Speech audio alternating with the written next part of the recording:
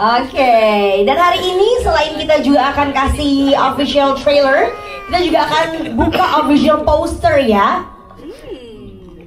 Di mana ini teman-teman media menjadi orang-orang pertama yang akan melihat poster yang akan ada ketika film ini tayang di tanggal 7 Agustus nanti. Sebuah film adaptasi dari film Korea di tahun 2020, Pond, dan Cinema Studios juga bekerja sama langsung dengan CJENM dari Korea. Alright? Yang akan buka bisa sama Eca Amar besar. Oke, ya. Pond besar, pond kecil yang akan membuka. Inilah yang akan kita saksikan bersama-sama official poster dari film Panggil Aku Ayah. 3, 2, 1. Persembahan di Cinema Studios dan juga CJENM. Ini dia yang akan ada di tanggal 7 Agustus 2025 di bioskop. Dan juga pemain melihat official posternya. Jadi sama-sama pertama kali shocknya juga senang gitu kan, surprise. Oke, sebelah kanan silahkan.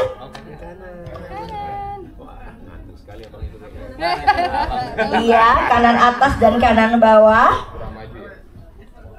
Oke, lalu boleh ke sebelah kiri kakak-kakak.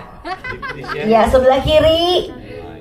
Yang di bawah dan juga yang di atas silahkan. Oke, ke tengah sini. 1, 2, 3. Nah, yang official, 1, 2, yang lega tuh senyumnya. Nah, 1, 2, 3 dan 1, 2. Lalu terakhir di tengah atas. Terima kasih. Silahkan. Atau bikin grup WhatsApp atau coba bagi-bagi. Di airdrop ya. Gampang. Social eksperimen itu rasa-rasanya jadi social eksperimen yang semacam pengobat rindu ya. Kadang kita lupa untuk menyapa seseorang yang kita cinta. Ya. Suka sadar gak sih kalau bangun pagi yang pertama kali kalian cek tuh justru handphone kalian. Tapi lupa untuk ngecek dan menyapa diri kalian. Lupa untuk ngecek ke kamar sebelah misalkan masih ada ayah, masih ada ibu atau ada saudara yang tersayang.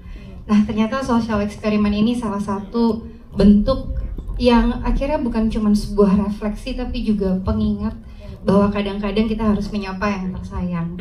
Dan itu jadi sesuatu yang menurutku sangat menarik. Banyak yang relate, banyak yang rindu, namun kayaknya sulit buat diungkapin.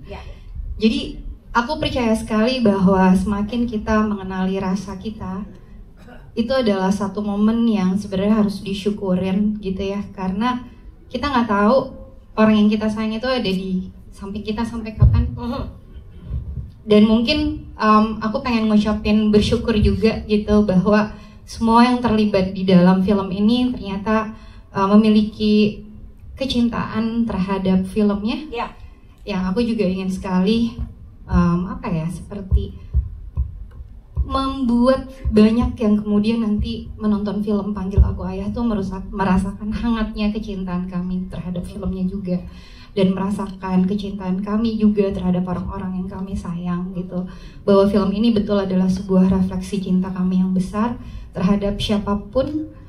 Karena film ini untuk semua, bukan cuman hanya untuk seorang ayah yang selalu jadi tulang punggung keluarga, tapi buat kalian untuk kita sama-sama bisa belajar mencintai lebih baik lagi. Terima kasih. Yang pasti film Panggil Aku Ayah ini dengan judul yang kami sepakati itu adalah sesuatu yang menarik.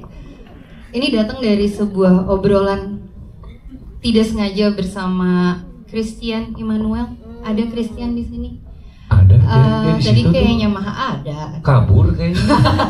Lagi jajan opak kemarin. Jadi ini obrolan sederhana. Christian lalu datang ke ruangan saya dan dia bilang, Teh, ada satu film yang saya rasa ini cocok sekali buat kamu. Dia ngomongnya specifically gitu. Apa Chris? Aku bilang gitu. Tapi aku rasa ini tepat tepat ketika dihadirkan oleh tim kami di Cinema Studios. Lalu saya juga duduk sama Novi dan saya bilang, iya Chris, kami bersedia untuk bisa melakukan film ini dengan cara yang berbeda, dalam artian dengan proses yang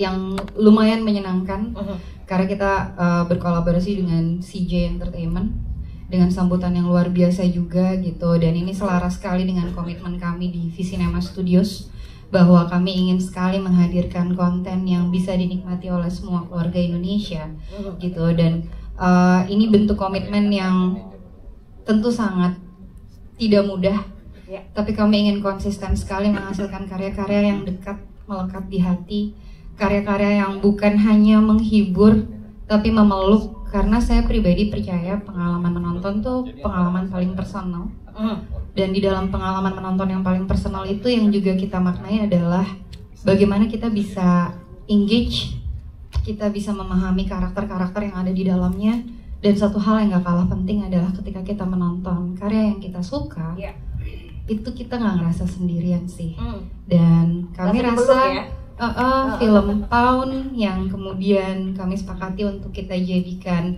adaptasi dengan judul Panggil Aku Ayah jadi bagian yang tepat untuk banyak hati memeluk lagi keluarganya, untuk banyak hati bisa berkenalan lagi dengan dirinya, atau bahkan sekedar membuka memori yang kemudian mengingatkan kita dan menghantar kita terhadap perjalanan mencintai kepada orang yang kita sayang. Tapi pertama kali nonton juga nangis nggak versi awal? Jujur pertama kali nonton tuh aku sama Novi waktu itu Cirambai atuh ya. Cirambai ya. Gue mah apa juga Cirambai. Jadi sangat tidak objektif ya kalau nanya ke saya yang ini sedih atau enggak gitu. Jadi apa juga dari opening ya lu kieu pisan. Rooming ya maaf. Jadi kayak artinya, aduh kok gini banget ya, aku jadi cry gitu. Dari nacil nangis-nangis kecil, nangis besar ya udah. Terus akhirnya kayak ini sesuatu yang buat aku beda lagi, baru lagi gitu ya. Hopefully perjalanannya juga adalah perjalanan yang kemudian ini perjalanan menemukan menurutku. Dan oh iya mungkin aku boleh spill ini very personal karena di momen saya bersama teman-teman memproduksi ini saya juga baru mengalami proses kedukaan gitu. Jadi ayah saya meninggal dan saya rasa film ini jadi sebuah apa ya, sebuah bentuk di mana saya bisa merayakan hidupnya. Ini adalah sebuah metode yang saya pakai untuk bisa menyelami apa ya, arti dari cintanya ayah yang selamanya ternyata sebegitu besarnya untuk anak-anak. Menjawab pertanyaan Kak Feve tadi, yang pastinya seluruh produksi itu pasti punya tantangan dan keunikannya sendiri. Tapi untuk film Panggil Aku Ayah ini tentunya punya kedekatan emosional yang mendalam, dan pastinya yang bikin seru juga prosesnya sangat kolaboratif dan juga penuh kehangatan yang sama seperti tema filmnya. Mungkin tadi teman-teman melihat trailernya, dan semoga juga perasaan itu juga bisa dirasakan teman-teman ketika nanti menonton filmnya di tanggal 7 Agustus 2025. Iya. Terima kasih. Berikutnya lagi nih, secara kamu ngerti nggak tadi ngomong apa? enggak. Iya sih, karena masih kecil ya. Ya. Nanti berikutnya aku tanya kamu ya. Nanti aku jelasin ya. Iya. Iya ayah gitu. Gemes banget. Nah terus kalau dari secara production design film ini, film Panggil Aku Ayah, apa yang ingin ditonjolkan sama Mbak Novi? Ya, yang pastinya dari film Panggil Aku Ayah ini production desainnya sendiri ingin mengangkat kehidupan yang dekat dengan banyak orang. Jadi dalam filmnya kami menghadirkan elemen-elemen yang mungkin teman-teman sering lihat di kehidupan sehari-hari di sekitar. Kemudian tadi kalau di trailer terasa sedikit ya cuplikan bagaimana lingkungan area tinggalnya para karakter ini juga dekat dengan kita, dari ruang keluarga yang sederhana, kemudian area pasar, jalanan yang mungkin sehari-hari terus kita temukan gitu. Dan juga dari production design ini juga untuk memperkuat rasa hangat dari film itu sendiri, yang semoga semakin menjadi apa ya, mewakili rasa yang teman-teman selalu rasakan dan kalian lihat sih sehari-hari gitu. Siapa tahu nggak kelihatan. Matanya berbicara tadi. Aman. Benar. Ini hashtag lucu terus nih mereka ya. Udah PO tadi, Bang Boris geser kali. Selamat sore teman-teman media, terima kasih. Wah ini penuh sekali ya, terima kasih.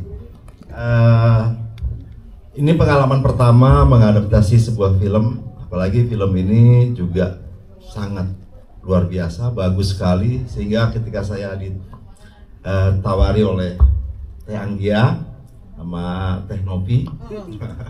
Saya sempat, kita berapa kali, dua kali saya pikir dulu, terus kemudian saya memberanikan diri karena mungkin dari skripnya kan memang sudah berdialek bahasa Sunda. Teh Novi mungkin karena melihat saya bukan saudara yang baik, tapi lebih karena saya saudara orang Sunda gitu. Oke.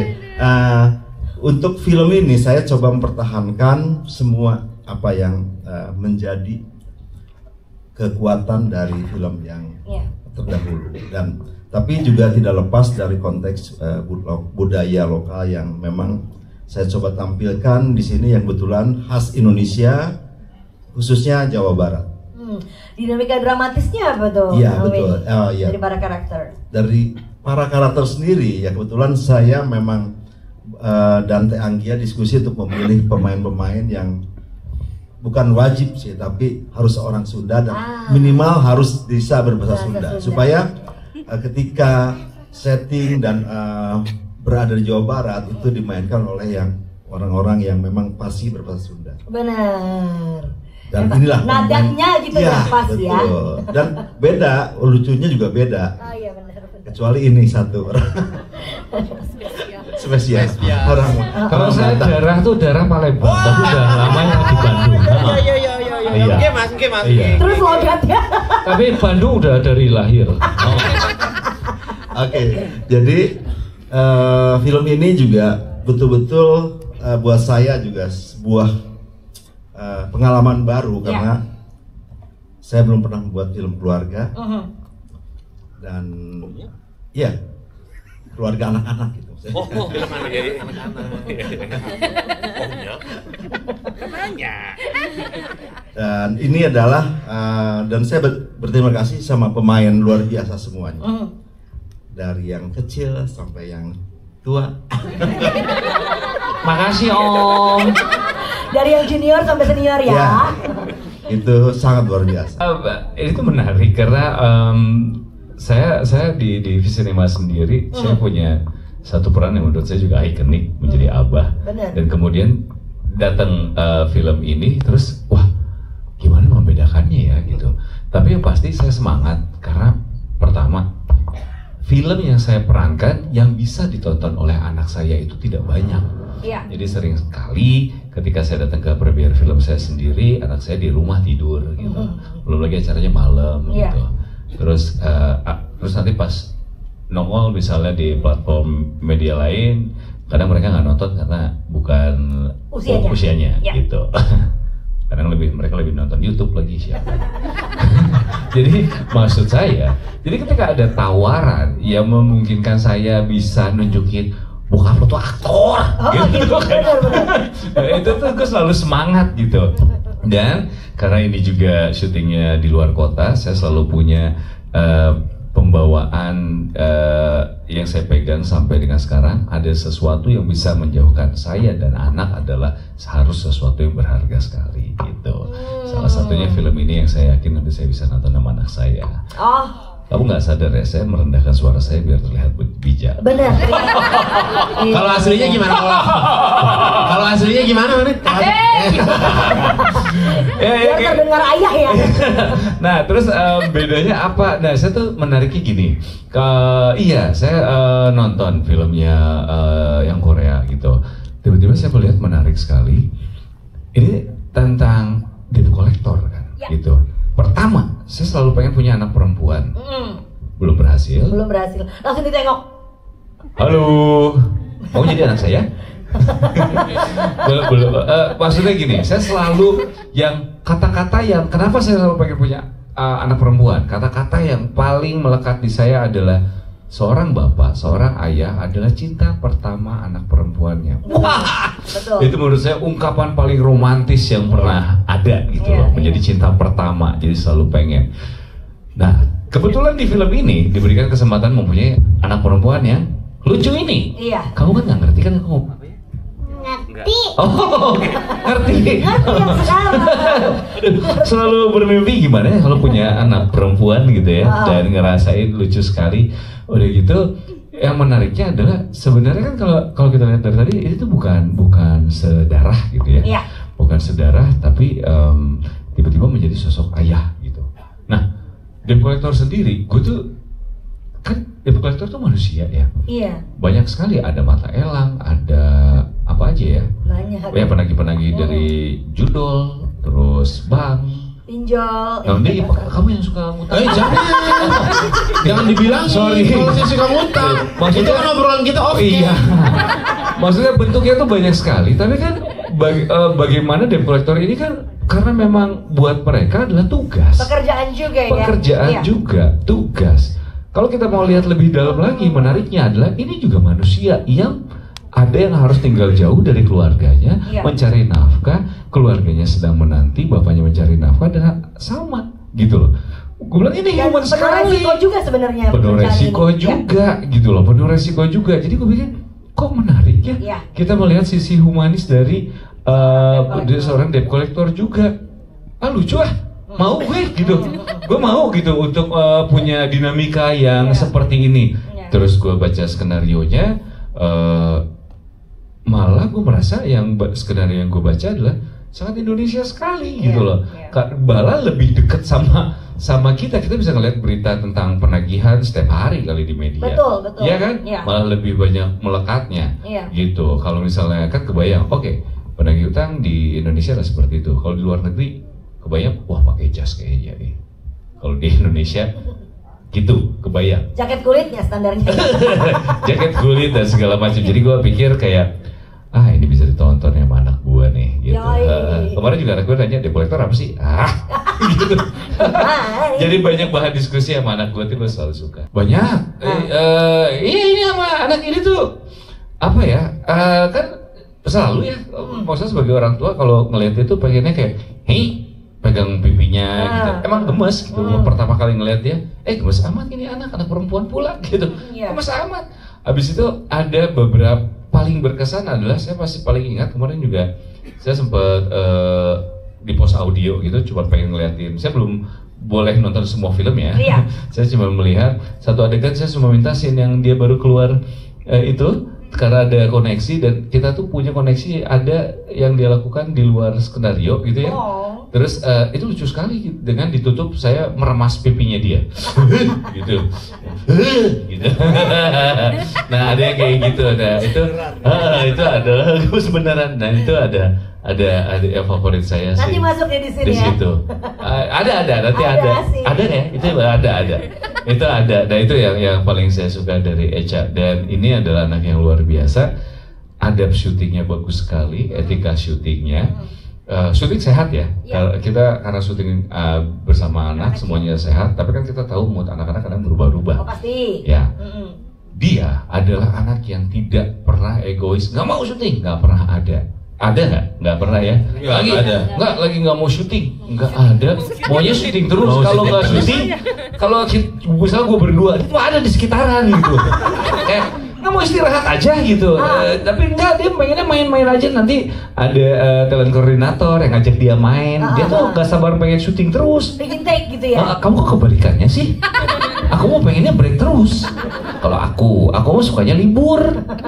Iya, kamu paling suka syuting suka? Syuting suka. Oh gitu? Iya. Kalau aku sukanya break. Tapi invoice masuk ya? Break sama rap. Aku sukanya syuting terus sama reading. Iya.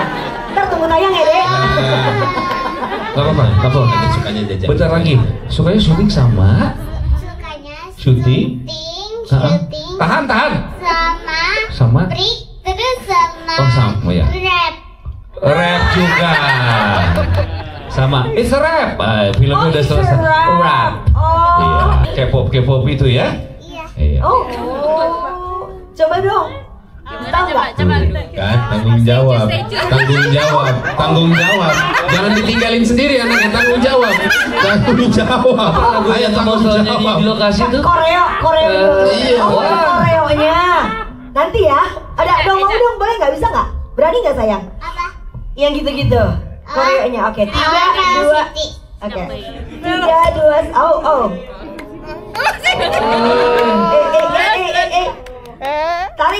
Tarik gimana? Teng.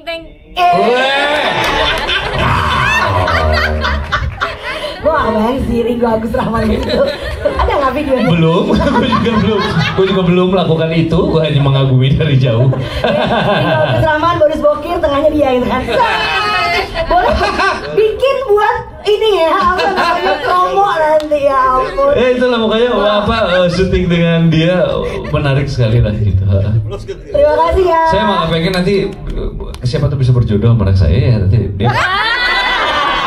Saya udah bilang sama dia, saya ada 2 pilihan kamu. Dua-duanya gondrong, mau yang lebih dewasa atau mau yang lebih muda dari kamu tapi. Berondong ya. Mau yang dewasa atau berondong, ada semuanya. Ya Allah, Ca udah dipinang. Umur berapa, Ca? Ca umur berapa? Aku umur 6. 6 tuh udah dipinang, Pak. Anak aku ada 9 sama 4. Ih, mau yang mana? Ca bingung, benerin poni tapi apa? Gemes banget. Oke, terima kasih.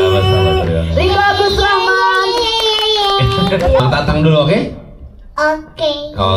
Sepupu ini ya, jatuh sepupu. Sepupu keponakan dong, hei. Hah? Keponakan. Boleh. Sepupu keponakan jauh dong, jangan menjauh. Enggak, sepupunya Ayah Dedi. Keponakan. Oh. Boleh. Sudah, jangan bertengkar, teman. Kamu tuh baca skenarionya nggak sih? Hah? Gimana keponakan? Sepupu. Belum. Keponakan. Jadi sepupu. Anak kakak gimana bisa sepupu? Gimana? Saya punya kakak paling tua. Maneh anaknya. Gimana bisa jadi sepupu? Oh iya, keponakan. Berarti Ayah Dedi teh omnya. Saya bacanya draft 2. Bang Dedi bacanya draft 14. Sepupu. Ada skenario gini, kamu kalau macem-macem dibalikin lagi siaka. Nih ya, padahal mah yang gak baca teh dia. Tapi yang jadi salah teh kayaknya aku. Sepupu, sumpah cing demi Allah. Berarti harus nonton ya. Harus nonton nih videonya. Ponakan sih. Iya. Gak apa-apa, Mang Tatang, Mang Tatang yang disalahin. Mang apa-apa, Mang Dedi mah selalu benar. Mang Tatang yang disalahin. Ponakan kan? Mas Dedi. Nah jadi orang nanti yakin. Tuh, orang mah Mang Dedi mah. Mang Tatang mah disalahin terus dah. Padahal lu salah mah iya. Jadi kita tuh memang udah ada tiba-tiba satu rumah, satu profesi. Keponakan Ajis. Sepupu. Allah Gusti. Gusti pangeran ya Mang Dedi. Saya mah sebenarnya di film itu takut ke Mang Dedi kan di filmnya, tapi ya dunia asli juga takut beneran namanya. Keponakan tapi umurnya lebih deket gitu karena ibu kamu teh kakak saya gitu. Sepupu.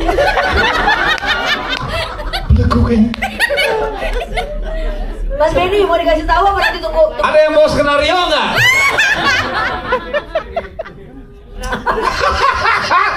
Nggak apa-apa. Itu adalah gimmick. Biar kalian tuh nanti cari tahu sendiri apakah sebenarnya dua orang ini tuh apa sih hubungannya? Sepupu atau keponakan? Sabuin aja dulu. Ya udah nanti biar mereka menonton ya, biar mereka menyimpulkan mereka ini sebenarnya hubungannya apa sih gitu. Benar. Enggak, bukan lama dong. Emang dari Bandung. Oh, born and raised. Iya. Oh, kirain cuma itu lahir jeung Badak di Bandung. Hanya marganya saja yang Batak berarti. Betul. Kalau orang tua masih tembak langsung kebetulan dia. Tembak langsung. Paham. Kenal pulpen di Bandung.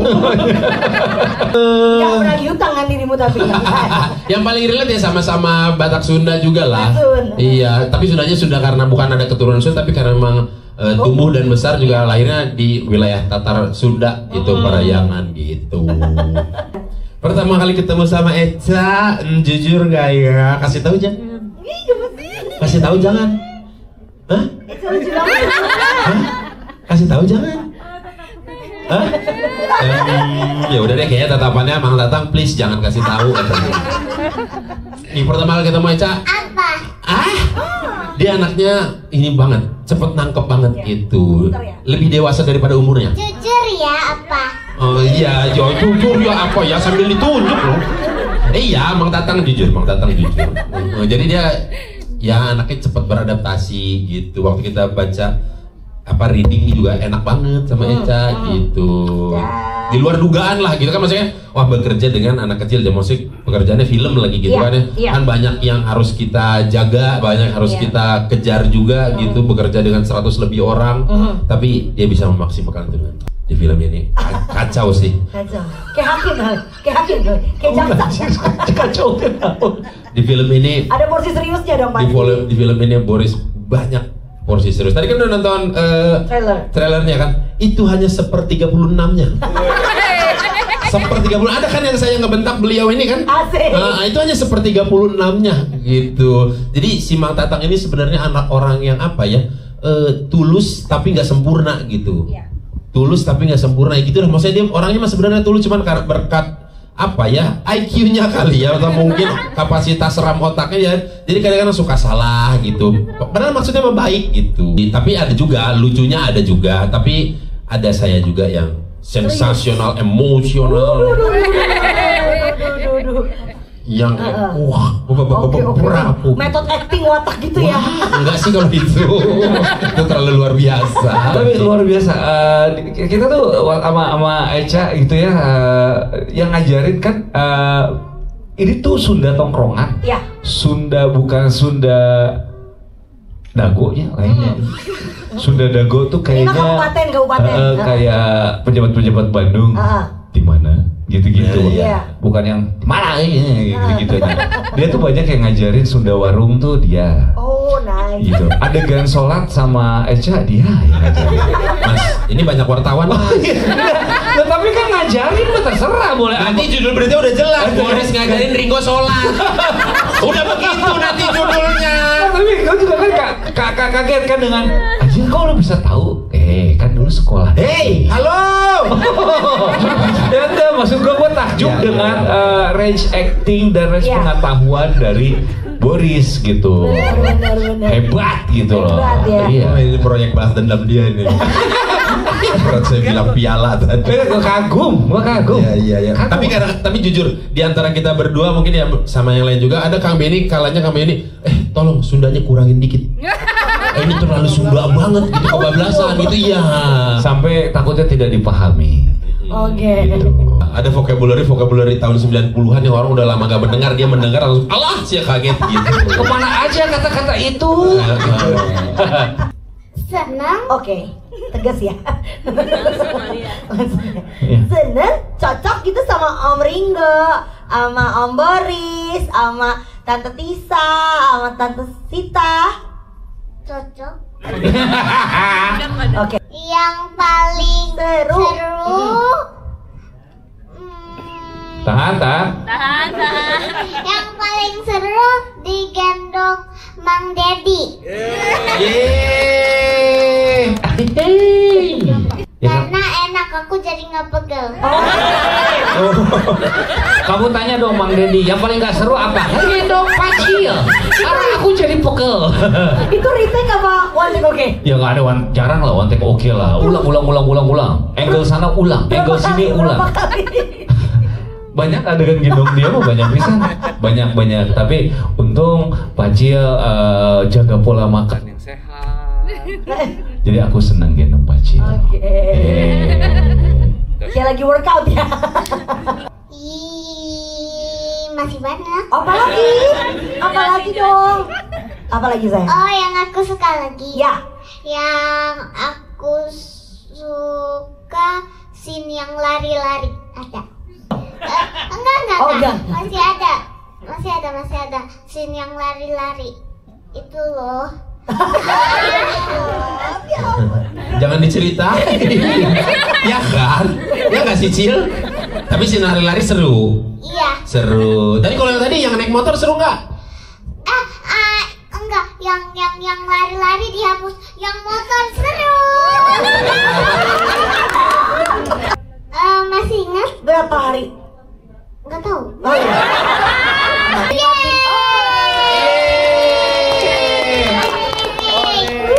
Mirip mukanya tuh? Gemes. Mirip gak? Mirip? Iya. Mirip katanya Echa, aku mirip sama Echa.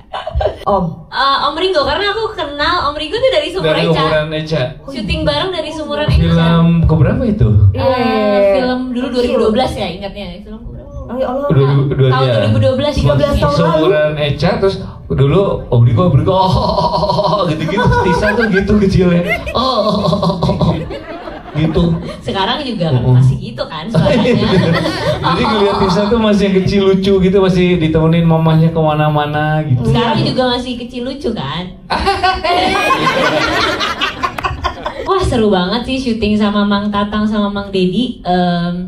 Kita tuh kerjaannya kayak ngelawak terus, apalagi Mang Dedi ya. Kenapa? Enggak, kerjaannya tuh ngelawak, sharing-sharing. Aku udah nganggap mereka tuh seperti ya hubungan seperti ayah sendiri gitu. Walaupun ini hanya sebuah peran, hanya sebuah adegan, hanya sebuah karakter, tapi pada saat aku menjadi Pacil dewasa, aku ngerasain banget setiap scene yang aku mainin tuh, wah ini ayah kandung gue nih berdua ini gitu. Jadi dalam lah gitu perasaannya. Ada kan yang paling diingat yang digendong juga? Ayo juga. Gak ada dong. Gendongnya ini. Ini.